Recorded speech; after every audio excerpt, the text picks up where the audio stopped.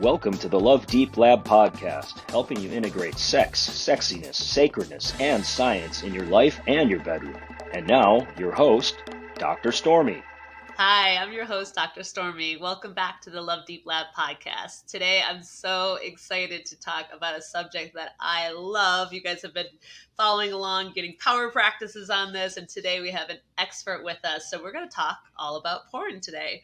We're going to talk about female forward porn, ethical porn, woohoo, benefits of porn, some of the shadowy shit around porn, right? It is an industry that is shrouded with a lot of shadow, a lot of shame and repression. We're going to talk all about that, the best practices with porn, and probably so much more, because I just am excited for you all to hear from the amazing Lilly. So I'll introduce her here in a minute, but porn is a massive industry, right? It's a $12 billion in annual revenue. That was in 2015. So that's more than ABC, NBC, and CBS combined network worth. And so, it's just a huge industry. Forbes in 2015 said it's a $97 billion industry globally.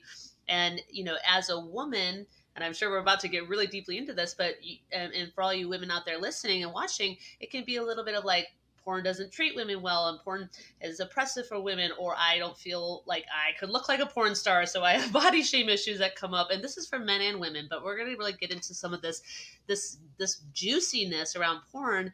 And like we do in so many parts of the Love Deep Lab podcast, shed some light, some love, some science, some laughter on a touchy subject like porn. So I'm going to introduce Lilly. So Lilly Sparks is the founder and CEO of Afterglow, an ethical porn platform that's a delicious mix of porn, sexual wellness, and education, designed to help people, women especially, have better, more fulfilling sexual experiences through guided masturbations, pleasure-focused content, and porn that you can learn from.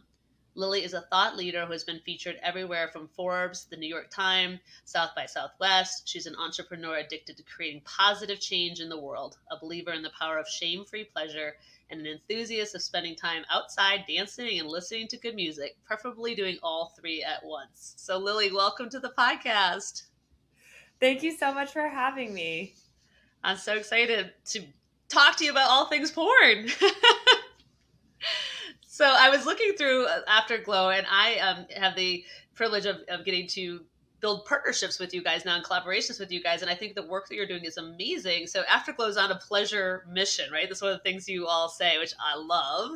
Yeah. And sexual learning and erotic wellness made by and for the feminine gaze. Porn made by and for the feminine gaze. Amazing. Amazing. So how did you, in the world, did you get into this? Yeah. So porn was ranked the number one resource for learning about sex, but it's obviously doing a terrible job at that because 60% of women are dissatisfied with their sex life. And I started Afterglow because I was one of them. I was in a relationship with my high school sweetheart. We were together from 15 to 30, and we were each other's first and only partners. Wow. And I didn't orgasm until I was 24. Because most of us, we have some sex ed, which is basically don't get pregnant and don't get an STD. But don't get an STD. We're never, and like hopefully is medically accurate, but nowhere are we ever taught how to actually have amazing sex. And I really wanted to use porn to do that. But, I say like women see themselves in porn, but they don't see themselves in porn. So I didn't see my fantasies represented. And I really wanted to create something that met people where they were at, watching porn, but was able to pair sexy, relatable, hot, ethically produced videos, but then also allow people the opportunity to go deeper with, a guided masturbation. We have a partner cunnilingus exercise and good. really start to address some of those core issues of why we're not having amazing sex, which is usually around listening to your body, confidence, communication with the partner. Oh, so amazing. I mean, it's so beautiful here you talk about that because it's so sound, right? It's like, you're absolutely right. Most young men and women's version of sex ed is porn, but not good porn. I mean, not porn that like, I mean, I have an 18-year-old son now, and let's just say he's had some sex education at home. I like to think we created a very sex positive home, but we're in Utah. Like, he got abstinence only, which I was like, okay, we're gonna have to do some work on that at home to teach you. But what I said to him was, I said, honey, that like, take no shame or judgment. I mean, yes, there's a lot of oppression and stuff in typical porn, but let's take all of that off the table. What you're not hearing what a woman looks like, sounds like, or feels like in pleasure. Much of the time in typical porn. And so I love what you're doing of like, why not take porn, make it super hot, super consensual, and let people learn from it. I think it's amazing what you're doing. And totally, like, you guys, you and a handful of other are pioneers in this space, and it's really incredible. Yeah, one of our videos, Lip Service, has a woman, like, her partner's performing cunnilingus on her, and she's like, oh, go a little softer, go a little faster, like telling him what to do. And so many people are like, it's crazy that people like, I've never seen that in porn before. Like, I've never seen a couple actually communicating, and we need those like positive role models and modeling to learn what to do to make it feel comfortable. Totally. And also, like you just said, modeling, giving feedback, higher, harder, faster, slower, try a different angle, like, and normalizing that. I mean, when I do my coaching, I work with men, women, and couples. It's that, right? It's like, how do we first of all, learn our needs, wants, and desires. Second of all, communicate them. And third of all, receive them if you're on the feedback and the receiver side of it. So what an amazing thing we're all such visual learners, most of us are, that like to show it, to hear it, to show it in a really beautiful way. So I mean, I think it's groundbreaking what you guys over there at Afterglow are doing, and it's so cool. So and so I mean, I'll share with you so my first experience of porn with a partner, and I'm a sex coach, like this is kind of my space, and I'm super sex positive. I like to think very open-minded and open-hearted.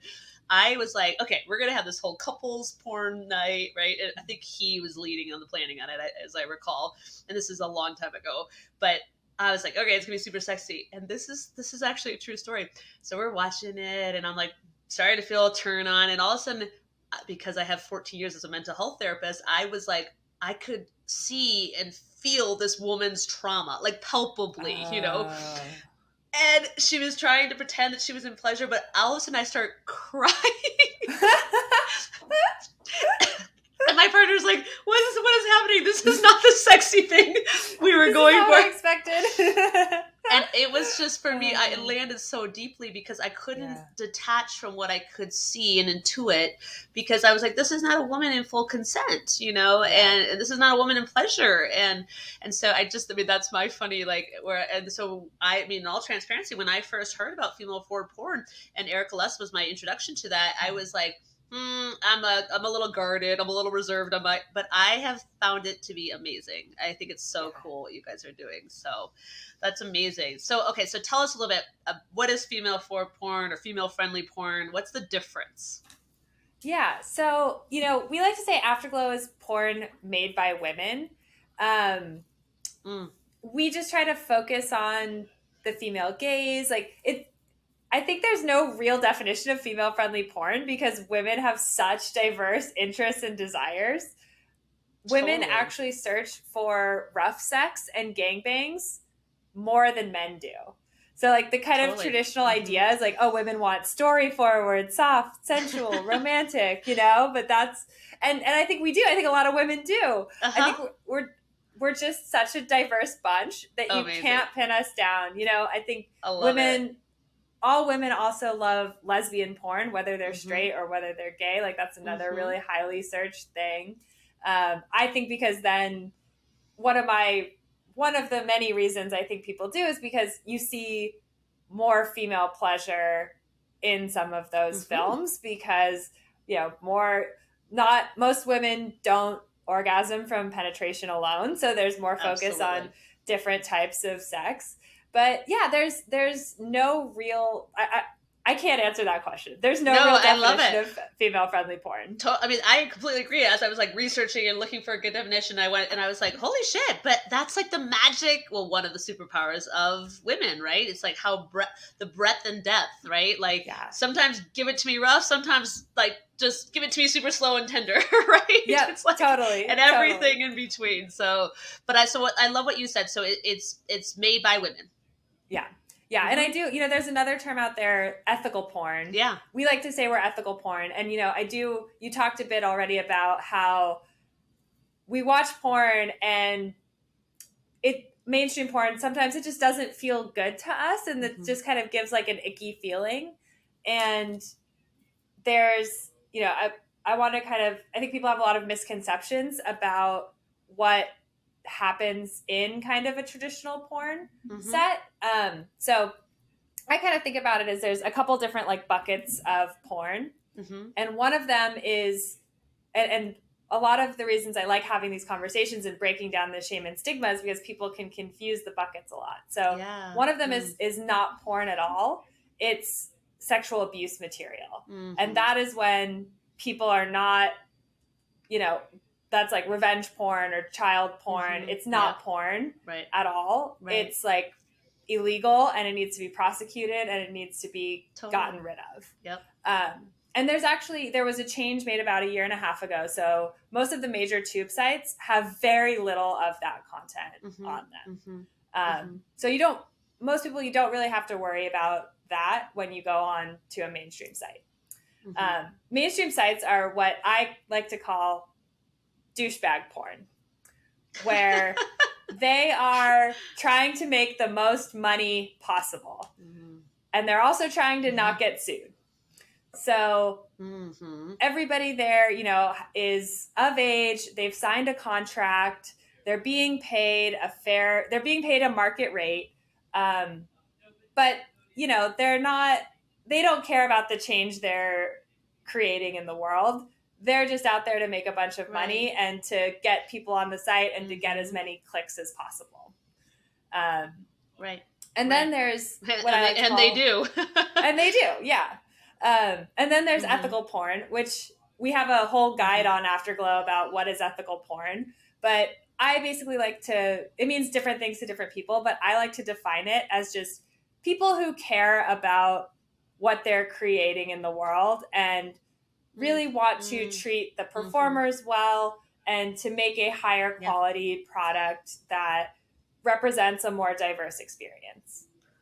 Amazing. I love that. And I love what you said about the welfare of the performers, right? Like both on and off screen, right? Like that's such a beautiful part of ethical porn. And I really appreciate you clarifying the different buckets so we don't lump it all into like, ew, porn, icky, it's like, that's amazing.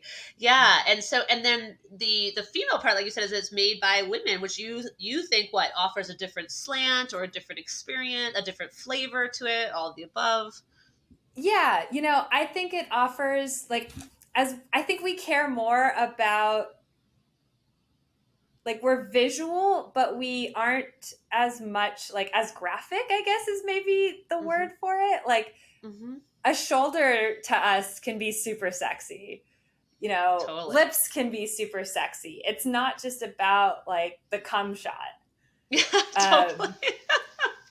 It's really funny because when I told my mom, people sometimes are like, what do your parents think? And I was really nervous to tell my mom that I was starting a porn company. And I was like, hey, I want to start this company. I want to have more content out there for women. And she's like, yeah, women don't care about the cum shot, do they? That was her first reaction.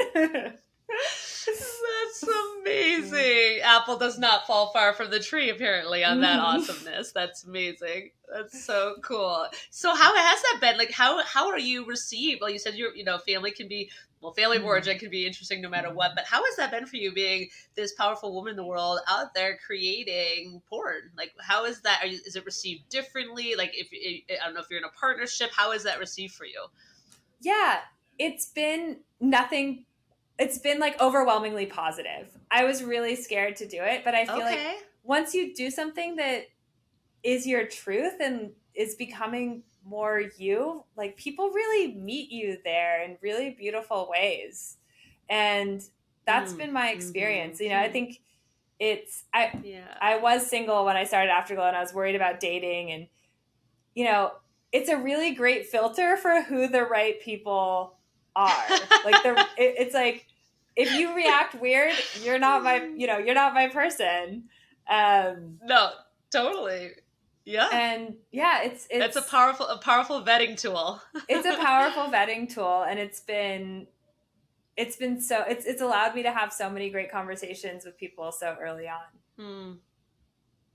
And I was reading on your LinkedIn profile, I totally agree. It's like, can we just start talking, I forget your exact word, it was like, we should talk about sex and masturbation, and just like we talk about the weather, you know, and that's totally one of my missions here at Love Deep as well. Is like, everybody wants to have great sex. Nobody wants to talk about it. We're all sexual beings. It's super fucking shrouded in shame, judgment, repression. You know, to me, it's the only thing that we are, as a culture, hyper repressed about and hyper obsessed about all at the same time.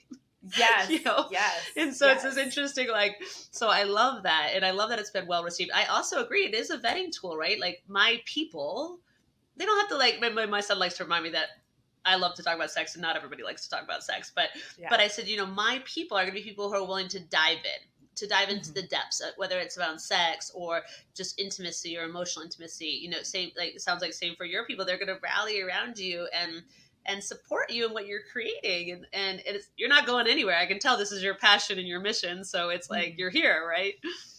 Yeah.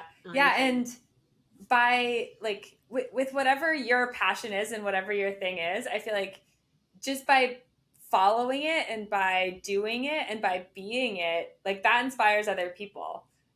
Even the people that are quiet, you know, they might not be ready at that moment, but they might go home and buy a sex toy that they were curious about, you know, like, they might not tell, like, I think we all inspire way more people than we know about, because I think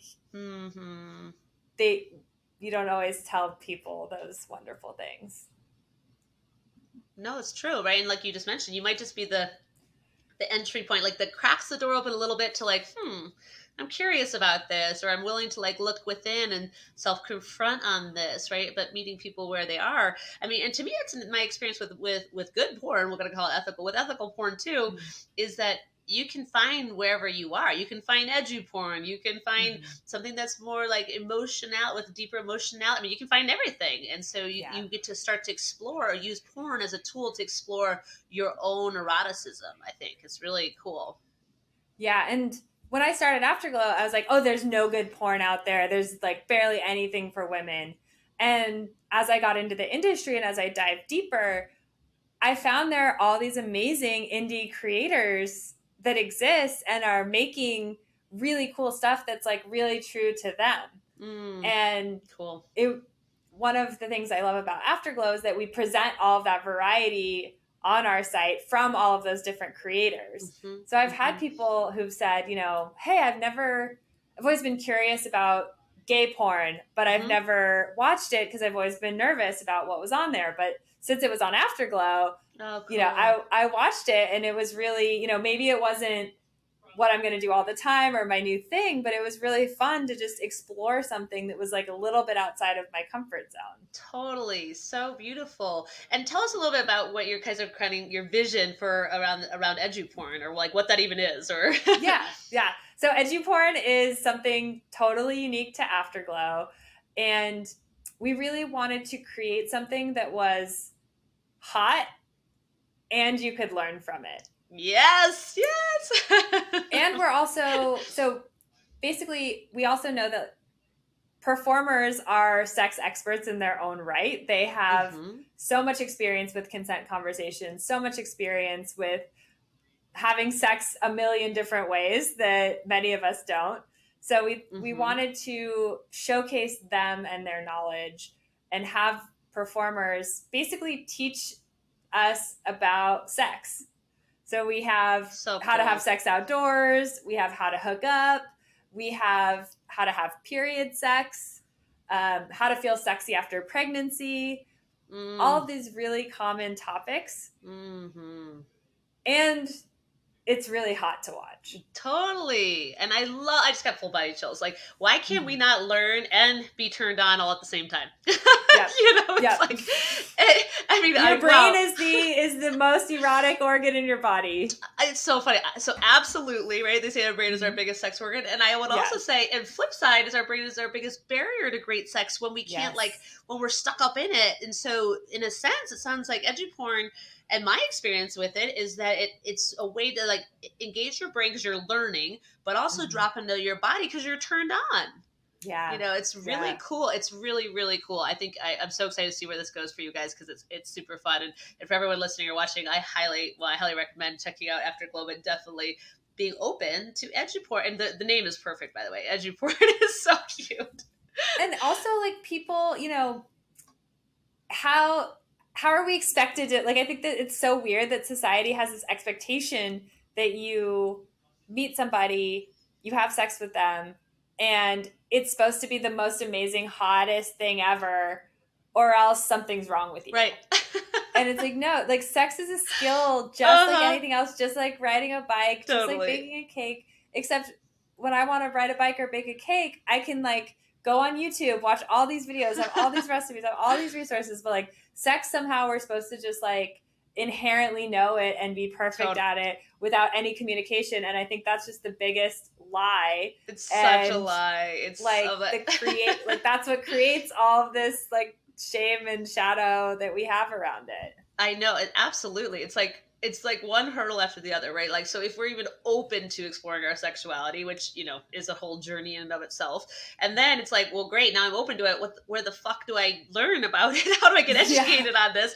And, you know, and I, with my clients, I always say, I want to welcome you into thinking of sex and sexuality as a practice, right? Yes. Like, I mean, I don't know if you get this, but people will be like, oh, you're a sex coach, you must have, like, wild sex all day long, every day, multiple times in different positions. And I'm like, sometimes, yes. And other times, I don't get out of my sweatpants. Like, it's both, you know? Yeah. So I think that's really awesome. So, okay. So what would you say? Because, you know, there can be, for our listeners and our watchers, it can be like, I don't know, I've had bad experiences with porn, or it seems really like my partner just does that without me, or we don't talk about it. So what would you say would be some, like, benefits of porn, of ethical porn? Like, maybe for a single person and also for a couple? Yeah, I think for a single person, it's a great way to explore fantasies that you might not be ready to do. You might not ever want to do, but you might be a little curious about them. Totally. Or explore different sex acts that you might want to do.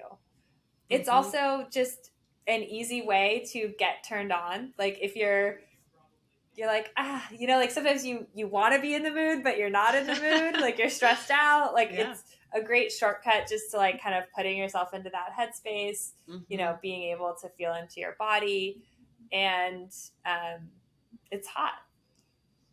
It's hot. That's awesome. Hot. And then for couples, like, so what would you say, a few tips, that we're kind of getting to sexy homework, but what would you say, like, a few tips? All right, let's just get into it. So sexy homework, right? Coming from Lilly Sparks, from Afterglow, the CEO and founder of Afterglow, what would be a few ways that our listeners and watchers can maybe start to explore porn, or start to bring it into their partnership, or have conversations about it, anything and all things? Yeah. I think my number one tip is to talk to your partner about why, like, what they like about the porn that they watch. Because I think there's one of the biggest hurdles, I think, is we have a lot of misconceptions about why our partners are watching porn. And, you know, you get into the space of, like, oh, they like this type of body type that's not me. Or, you know, they like them because they're so beautiful and I'm not beautiful. Right. And what we perceive is happening in a video might be very different from what our partner perceives. Totally. And so, like, our partner might be like, oh, I just love how much they're enjoying it and how happy they are and how much pleasure they're getting. And I think, you know, or they might say, like, hey, this is, you know, I like this thing, but it's a total fantasy for me. Totally. It seems like way too much work. I would never want to really have an orgy, but, you know, I like that there's so much going on in the scene, and there's always something for me to watch. Oh, that's amazing. So I think we just make so many assumptions around it, and actually to have that conversation with our partners is a great way to start. I think that's my number one sexy homework. Amazing. Totally. I completely agree. Also, like we said, we don't tend to assume benign intention with our partner's intentions around porn. Like, it's like, and I think also like there, what you said too, taps into body shame and body love and self-confidence, both for men and women and non-binary persons. It's like, I don't have to feel less than because my partner's watching porn with a woman or not a woman who looks different than me. Right. So that's really beautiful. Yeah. I think porn can be an amazing tool to keep both partners happy, just like sex toys, Totally. It can be a way like to help libido differences. If it's one person watching it versus another, one person like, I'm not in the mood. Like I love that. I'm like, hey, I'm not in the mood. Like just go watch some porn and masturbate, Have a great self-pleasure session. Totally. Have a great self-pleasure session. Yep. Or it could be a compliment where you bring it in as part of setting the mood and part of getting into that space. And you can say, oh, well, I want you to do this to me. I want you to do that to me. And like kind of help you open some of those communication barriers too. Beautiful. Okay, so that's kind of a second sexy homework. So if a couple wants to like try porn, maybe they have had bad experiences or no experiences with porn together, how would you recommend they start? Yeah, I think I would recommend they start and have like go on Afterglow. I would recommend maybe a video that doesn't have any penetration to start, maybe just a solo video. And I would recommend watching it. And I would recommend, having like saying beforehand, like, hey, if I start to get turned off, like maybe having kind of a signal or a word, like kind of watching it with intention and kind of saying like, okay, this is why we're going to watch it. And I think it can be really different for different people. Maybe you want to watch it and you want to start touching each other. Yeah. Maybe you want to watch it all and like be forced to not touch each other. Maybe just to like feel how you're feeling, to get into your body. Beautiful. I love it. And I mean, I had an experience with my partner with watching porn together where all of a sudden I was like, oh yeah, well watch, they've got nothing on us. Like I was like all inspired. Like you get competitive with it and be like, we're gonna beat them. And we ended up like having great sex, but then laughing hilariously. We're like, oh yeah, but it was like this inspiration. It really was, and that was definitely from ethical porn, so that's awesome. Those are great tips. All right, beautiful. So we always do with our guests like a little intimacy get to know Lilly. So are you ready, Lilly, for a little speed round? I'm ready. Okay, so the 3 pillars of our podcast are sex, science, and sacredness. So in your world, as you sit today, as you are, what makes you feel sexiest? What makes me feel sexiest is like having time off, like not doing anything. Like give me a good afternoon off and I will be horny. That is taking a bath. Beautiful. Definitely have to have a bath in there. Love baths. Okay. And a bath is part of your time off, part of Lilly time. Beautiful. And I love that too. It's like we can go, and particularly as entrepreneurial women, it's like, and then it's like, well, I mean, I actually have a tattoo that says Wonder Woman in repose, but it's to remind me, like, you can be fucking Wonder Woman and still take rest, So I love that turns you on, makes you feel sexy. Yeah. That's beautiful. Awesome. Well, the second pillar is science. So what right now, like, are you excited about learning about or studying about, or what it could be personal growth, but anything that you're like, I can't get enough of right now? So there's this amazing scientist named Nicole Prouse, and she does a bunch of research on porn, and she's really combating this narrative that we have about how porn changes your brain and rewires your brain and creates these like addictive patterns. Like porn addiction is not a diagnosis that's in the DSM-5, and she's really showing a lot more. She's done a bunch of studies just around how porn affects our brain, and she's showing that like most people, it can be a compulsive behavior, but 90% of people, like, we know the difference between sex in real life and porn sex, fantasy sex. Like, she's really breaking down a lot of those stereotypes, and I'm just like, go. She totally is. She's the total badass. I actually just came across her work not that long ago through a friend of mine that sent it to me. She's like, you're going to be so interested in this. And it is really amazing what she's, beginning to debunk porn as an addiction, right? I mean, it's really, which many people are going to be up in arms about, but it's like, I'm like, show me the science, give me the science, and then let's start having conversations about it. So it's super cool. She's a total badass. I agree. Yeah. Awesome. And then the third pillar is sacredness. So what in your life, Miss Lilly, feels sacred right now? So I loved that we did a little breathing exercise before we hopped on. I had the idea for Afterglow when I was on a meditation retreat, and that gave me the courage. Like, I got the message, like, just do it, just go start it, follow your dreams. Amazing. And I just did another one 2 weeks ago, which like just really helped me reset. Like, was totally in that go company, burn the candle at both ends mindset.